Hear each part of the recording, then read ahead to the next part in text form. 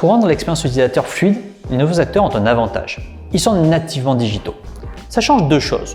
D'abord, ils se sont développés sur des applicatifs récents avec moins de bugs, d'indisponibilité pour maintenance. Rien de plus irritant pour un client que d'être bloqué en pleine opération de paiement à cause d'un site qui bug. Ensuite, tous leurs process ont été conçus 100% en ligne, depuis les opérations clients jusqu'aux opérations de back-office. Alors que côté acteur historique, la plupart des opérations de back-office, comme la vérification des pièces, étaient réalisées par des humains.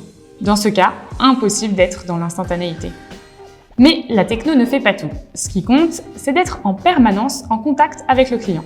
Pas seulement au lancement d'une nouvelle offre ou d'un nouveau parcours, mais tout le temps, avant, pendant et après. Pour cela, il existe des outils qui permettent de suivre le parcours, savoir où le client clique, combien de temps il passe sur la page, ce qui le bloque. D'autres outils permettent de recueillir leurs avis en continu, directement dans la page et dans le parcours. Tout ça permet d'avoir les bonnes informations, de s'adapter et de résoudre le problème beaucoup plus vite. Mais parfois, les outils ne sont pas suffisants pour comprendre le client et lui apporter une expérience fluide. Chez Pumpkin, on suit les taux de conversion sur nos parcours. Si on constate un problème à une étape, on pose la question au client pour voir concrètement ce qui bloque. Plutôt que de faire des réunions de crise pour réfléchir entre nous à ce qui a bien pu se passer, je prends mon téléphone et j'appelle plusieurs clients jusqu'à ce que je comprenne vraiment ce qui se passe. C'est ça aussi, la fluidité.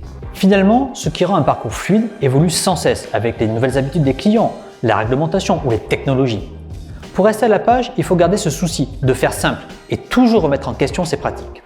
Sinon, les contraintes, notamment réglementaires et l'historique, peuvent vite s'accumuler et alourdir le parcours. Si on résume, voilà ce qui nous semble important de retenir sur la fluidité.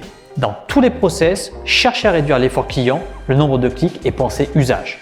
L'instantanéité devient la norme, en particulier pour les nouvelles générations. Interrogez en direct le client et l'intégrer dès le départ dans l'élaboration du parcours. Et la semaine prochaine, on vous parle de proximité.